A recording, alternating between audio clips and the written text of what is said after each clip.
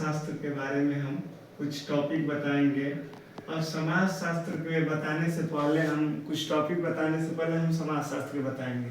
तो समाज शास्त्र का इंग्लिश होता है सोशियोलॉजी।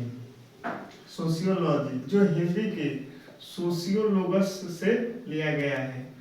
और जो सोशियोलोगस हिंदी शब्द है ना, यह सोशियो जो शब्द है वो लैटिन भाषा से लिया गया है। लैटिन भाषा से, लोगस जो है वो ग्रीक भाषा से लिया गया है। सोशियस का मतलब होता है समाज और लोगस का मतलब होता है ज्ञान। तो समाज के बारे में जो ज्ञान होता है उसे ही हम समाज शास्त्र कहते हैं। सोशियोलॉजी सोशियोलोगस, यानी सोशियस का जो शब्द लिया गया वो लैटिन से लिया गया है और लोगस जो हुआ है वो ग्रीक भाषा से लिया गया है। तो लैटिन में सोशियस का मतलब होता है समाज और ग्रीक भाषा के लोगस का मतलब होता है ज्ञान। तो सिंपल सी बात है, समाज के बारे में या समाज के बारे में जो हमें ज्ञान प्राप्त होता है उसे हम समाज शास्त्र कहते हैं। और समाज शास्त्र के बारे में हमने बता दिया ये सब। और ये भी बता दें कि इसकी खोज जो 1838 ईस्वी में 1838 ईस्वी में अगस्त काम्टे ने किया था। समाज शास्त्र की खोज 1838 ईस्वी में अगस्त काम्टे ने किया था। और इन्हें जनक भी कहा जा सकता है, दूसरे शब्दों में इन्हें जनक भी कहा जा सकता है। ये हुआ समाज शास्त्र के बारे में। अब हम इसके टॉपिक के बारे में बताते हैं जो हम बताने वाले हैं। पहला बता दें गांव। गांव क्या होता है? तो गांव में साधारणतः आप रहते हैं तो छोटे छोटे मानव बस्तियों को हम गांव कहते हैं। गांव की परिभाषा, छोटे छोटे मानव बस्तियों को हम गांव कहते हैं। इसकी जो जनसंख्या होती है 100 से लेकर 5000 तक होती है। छोटा गांव रहेगा छोटी संख्या होगी, बड़ा गांव रहेगा बड़ी जनसंख्या होगी। और गांव की विशेषता जो होगी, इसकी अधिक से अधिक जो आबादी होती है, गांव की मान लीजिए 200 आबादी है, 300 आबादी है, तो इसमें से जो अधिक से अधिक आबादी होती है वो खेती से जुड़ी होती है और दूसरी अपनी परंपरागत पेशे से जुड़ी होती है। परंपरागत पेशा, परंपरागत पेशा ये होता है जैसे आपका ये पीढ़ी दर पीढ़ी पेशा चलता रहता है। तो गांव को सिंपल से बता दें कि छोटे छोटे मानव बस्तियों को हम गांव कहते हैं। इसकी जो जनसंख्या होती है 100 से 5000 के बीच होती है। और इसकी जो कम से कम आबादी में जो आबादी होती है वो खेती एवं परंपरागत पेशे से जुड़ी होती है। दूसरा बताते हैं नगर। तो नगर बताते हैं कि गांव में हमने बताया कि छोटे छोटे मानव बस्तियों का समूह। नगर बता दें कि बड़े बड़े मानव बस्तियों के समूह को हम नगर कहते हैं। और नगर की बात करें तो यह गांव कस्बों से बड़ा होता है। गांव और कस्बे से बड़ा होता है। और गांव कस्बों से बड़ा होगा तो इसकी जनसंख्या भी इससे बड़ी होगी।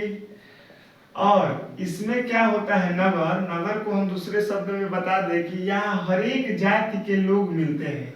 हर एक जाति के लोग मिलते हैं एवं हर एक पेशे से जुड़े व्यक्ति मिलते हैं। तो हम बता दें साधारण तौर पे कि नगर बड़े बड़े मानव बस्तियों का समूह होता है। इसकी जो संख्या होती है गांव कस्बों से ज्यादा होती है। और इसकी जो संख्या ज्यादा होगी तो इसकी जनसंख्या भी गांव कस्बों से ज्यादा होगी। और दूसरे शब्दों में नगर की परिभाषा बता दें कि इसमें हर एक जाति के लोग एवं हर एक पेशे से जुड़े जहाँ व्यक्ति मिलते हैं उसे नगर कहते हैं। नगर 1921 ईस्वी में जो था आरेनियस ने 1921 ईस्वी में नगर को 6 भागों में बांट दिया। पहला बांट दिया सुरक्षा, और दूसरा संचार, तीसरा संस्कृति, यह 3, और 3 बांट दिया मनोरंजन और उत्पादन, और छठा प्रकाशिकी। तो 1921 ईस्वी में नगर को आरेनियस ने 6 भाग में बांट दिया। पहला सुरक्षा नगर, दूसरा संचार नगर, तीसरा संस्कृति नगर, चौथा मनोरंजन नगर, पांचवा उत्पादन नगर और छठवा प्रकाशिकी नगर। अब तीसरा बता दें हम आपको जनजाति। तो जनजाति के बारे में बताते हैं कि यह जब विकास नहीं हुआ था तो विकास से पहले इनका अस्तित्व था, लेकिन यह राज्य के बाहर निवास करने लगे। इनका जो पलायन था, माने यह एक राज्य में कभी नहीं रहते थे, यह एक राज्य से दूसरे राज्य में सदैव जाते थे। इनका स्थान निश्चित नहीं था। आदिवासी, आप जानते होंगे लोग, आदिवासी जो शब्द होता है भारत में ना, आदिवासी शब्द का सबसे ज्यादा प्रयोग वैधानिक शब्द भारत में होता है वो जनजातियों के लिए, क्योंकि इनका स्थान निश्चित नहीं होता है। और 2021 में इनकी मतगणना हुई तो इनकी जो संख्या थी 700 से 750 के बीच इनकी पाई गई। 2021 में इनकी मतगणना हुई तो 700 से 750 के बीच जनजाति शब्द का प्रयोग हुआ, यानी इनका स्थान निश्चित नहीं होता है। तो चौथा बता दें हम आपको, जनजाति के बाद से बता दें जाति। चौथा जाति। जाति क्या होता है? जाति माने विभिन्न समूहों में समाज को बांटना है। समाज को विभिन्न समूहों में बांटना ही जाति कहलाता है। जैसे राजपूत एक और, पंडित एक और, भर एक और, राजभर एक और, कुम्हार एक और, निषाद एक और, यानी जाति को विभिन्न समूहों में बांटना वही जाति कहलाएगा। चाहे दूसरे शब्द में कह दे, समाज को विभिन्न समूहों में बांटना जाति कहलाएगा। जाति को बता दें कि इनके पास एक अधिक शक्ति मिली होती है। शुरू से भाई जाति को एक अधिक शक्ति मिलती होती है।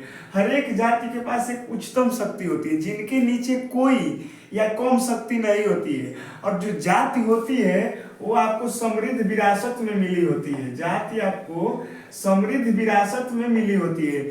आप राजपूत हैं तो यह विरासत में मिली है, आपकी पीढ़ी दर पीढ़ी चल रहा है, यह शुरू से मिली है, इसको हम बदल नहीं सकते। और क्या इसको हम कभी परिवर्तन नहीं कर सकते, क्योंकि हमें यह विरासत में मिली होती है। और पांचवा बता दें संयुक्त परिवार। तो संयुक्त परिवार के बारे में बताते हुए एससी दुबे ने कहा था, किसने कहा था? एससी दुबे। एससी दुबे ने संयुक्त परिवार के बारे में बताया था कि यह एक मूलतः परिवार होती है। मूलतः माने संयुक्त माने इकाई जो एक में हो, जिनका खान पान एक में हो, संपत्ति एक में हो और पूजा अर्चना एक में हो, यानी सारा काम एक इकाई के रूप में हो, वही संयुक्त परिवार कहलाएगा। ये हो गया एससी दुबे के अनुसार आपका संयुक्त परिवार। छठवां बता दे पिछड़ी जाति। तो पिछड़ी जाति के बारे में बताते हुए बता दे कि इन्हें सामाजिक आर्थिक चीजों से वंचित रहना पड़ता है, यानी इन्हें हर एक चीज ले पाना समाज से मुश्किल हो पाता है। जैसे हम लोग ऑनलाइन कक्षाएं आराम से ले पाते हैं, और इनके पास ऑनलाइन कक्षाएं चाहे हर एक समाज की चीजें ले पाना जटिलता आती है, समस्या आती है।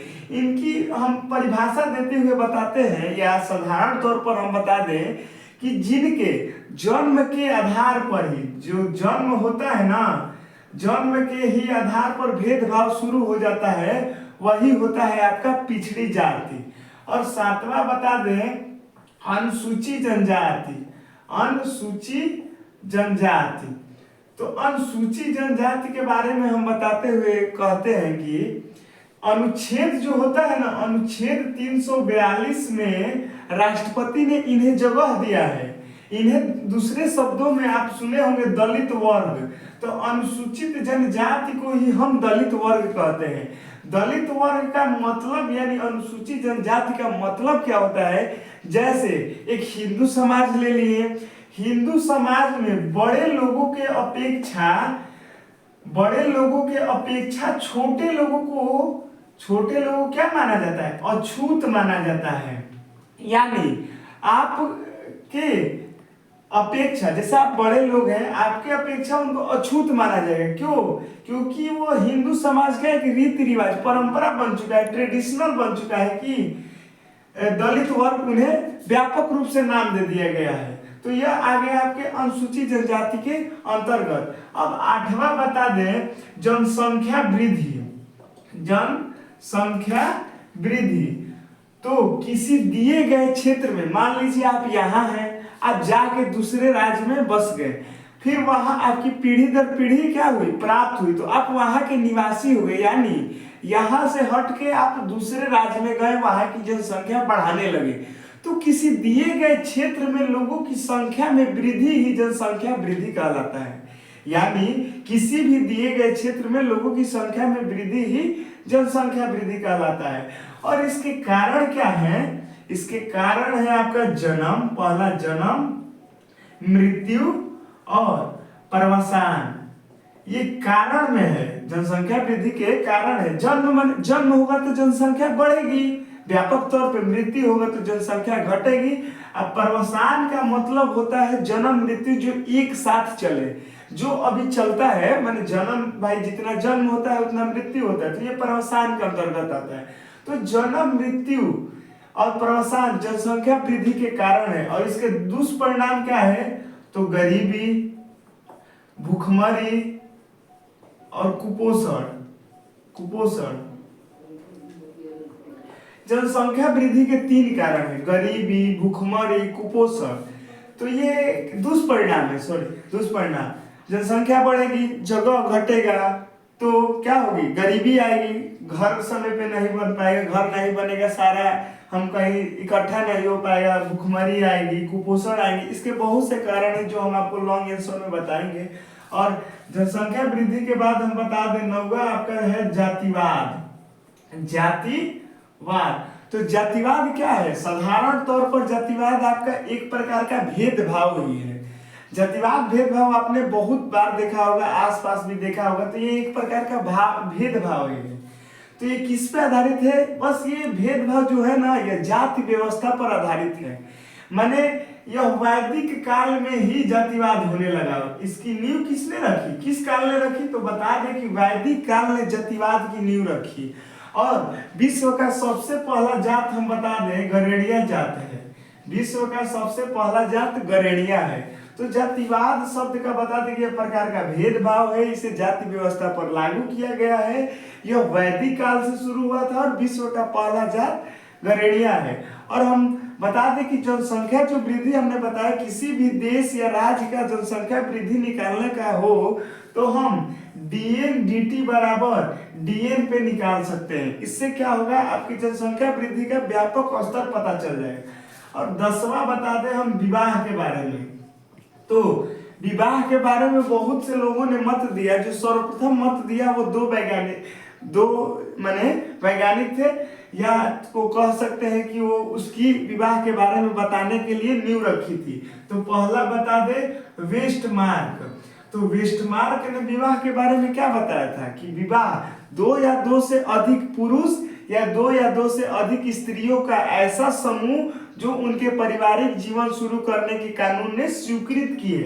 यह विवाह के बारे में वेस्टमार्क ने बताया था कि 2 या 2 से अधिक व्यक्ति या 2 या 2 से अधिक पुरुष या स्त्रियों का ऐसा समूह जिससे पारिवारिक जीवन शुरू करने के लिए कानून ने स्वीकृत दिया है। और दूसरा जो बताए हम बोगार्ट्स ने क्या बताया था, बोगार्ट्स ने विवाह के बारे में बताया था कि ज्यादा उसमें अंतर नहीं था। वेस्टमार्क के परिभाषा के अनुसार बताया था कि 2 या 2 से अधिक पुरुष या 2 या 2 से अधिक स्त्रियों का समूह जो उनकी पारिवारिक जीवन शुरू करने की एक कोचिंग संस्था है, यानी उनके पारिवारिक जीवन जो शुरू होगा वो उनकी संस्था है। अब आते हैं हम लॉन्ग आंसर पे।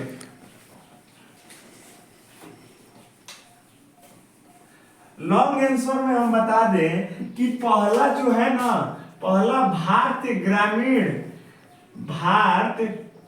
ग्रामीण की आधारभूत मामला बता दें। तो आधारभूत मामला है ना, तो हम बता देंगे इस पे का टॉपिक जो आपके काम आएगा। तो भारत ग्रामीण की आधारभूत मामला में हम बता दें पहला क्या है। भारत ग्रामीण के बारे में हम बता दें कि पहला क्या है। मान लीजिए भारत कोई किसान है, वह कठोर परिश्रम करता है, यह आपका टॉपिक है, कठोर परिश्रम पहला टॉपिक। और जो किसान को हम प्राय देखते हैं कि उनका जो होता है ना, ज्यादा से किसानों का सरल स्वभाव होता है। तीसरा बता दे उदार हृदय होता है। चौथा बता दे बड़ा कृषि पे ध्यान देते हैं, यानी उनके कृषि व्यवसाय लगा रहता है हरदम। और 5वां बता दे इनकी थोड़ी शिक्षा कम होती है, मैंने प्राय अशिक्षित तरह के होते हैं पहले के अनुसार या शिक्षित।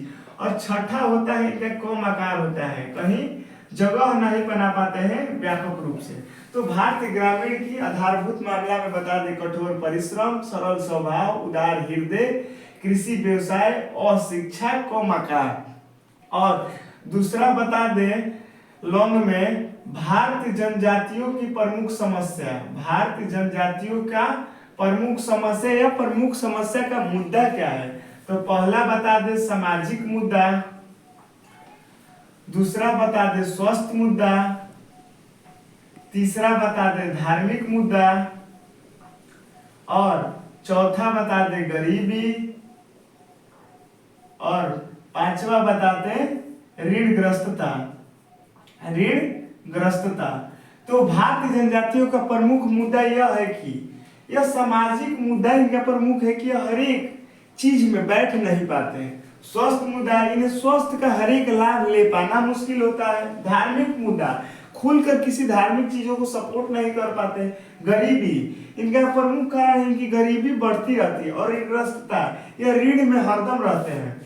और इसके बाद बताते हैं तीसरा लॉन्ग आंसर, भारतीय महिलाओं की अपमानजनक प्रथाओं को दूर करना। तो भारतीय महिलाओं का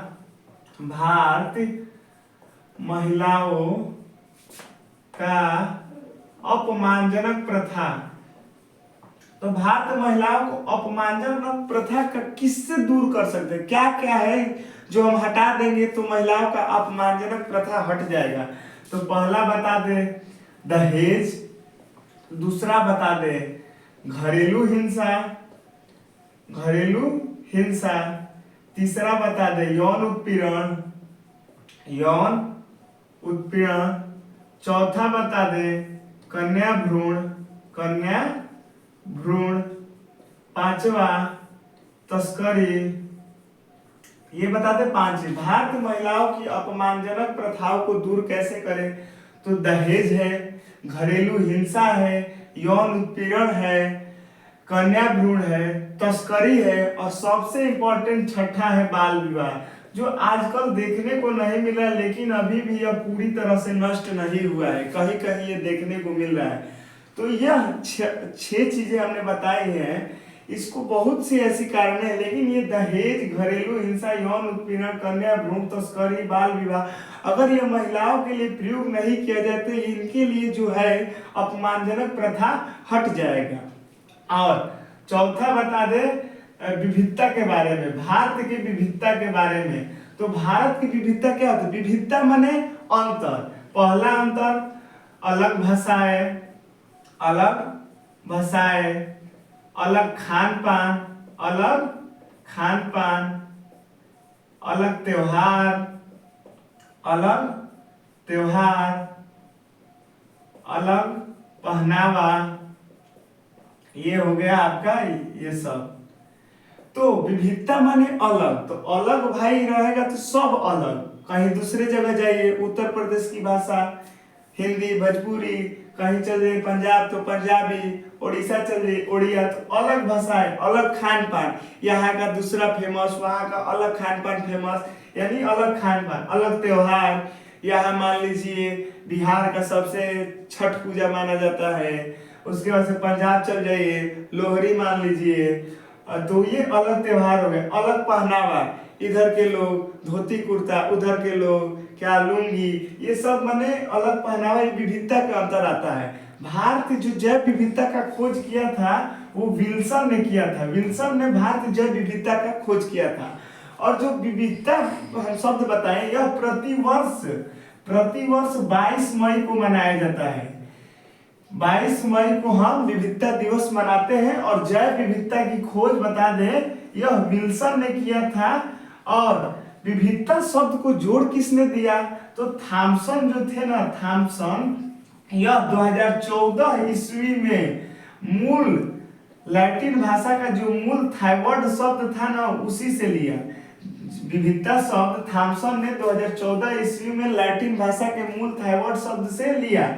और विविधता 22 मई को हरदम मनाया जाता है। और बता दे पांचवा चीज बता दें कि भारत की जो जनसंख्या वृद्धि हो रही है, इसके दुष्परिणाम क्या है।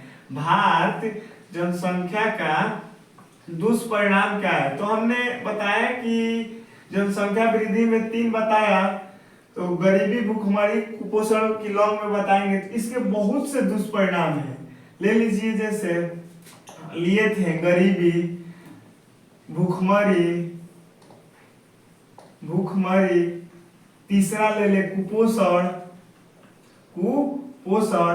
चौथा ले ले चोरी, पांचवा ले ले काला बाजारी, लूटपाट, और सातवां ले ले भ्रष्टाचार। तो यह भारत की जो जनसंख्या वृद्धि हो रही है, आज हम जनसंख्या वृद्धि में चीन को भी पछाड़ चुके हैं। हम जनसंख्या वृद्धि में चीन को माने पछाड़ चुके, चीन से आगे निकल चुके हैं आज की स्थिति में। तो इसके दुष्परिणाम होते जा रहे हैं। क्या है? गरीबी, भूखमरी, कुपोषण, कुछ नहीं मिलेगा, जनसंख्या बढ़ेगी, लोग बेरोजगार रहेंगे, तो चोरी बढ़ेगी, चोरी के साथ धांधली यानी काला बाजारी बढ़ेगी, चाहेंगे कैसे हमारे पास कुछ धन इकट्ठा हो जाए, लूटपाट बढ़ेगी, लूटपाट देख रहे हैं कि आज थोड़ी ज्यादा हो गई है। और भ्रष्टाचार का मतलब जो अनैतिक हो, अनुचित हो। अनैतिक अनुचित माने जो आपके हित में ना हो। भ्रष्टाचार का मतलब अनैतिक और अनुचित, ये हो गया आपका क्या? अनैतिक, अनुचित यानी भ्रष्टाचार। ये जो था हम समाजशास्त्र के कुछ बेसिक चीज थे। अब शिक्षा के बारे में हम कल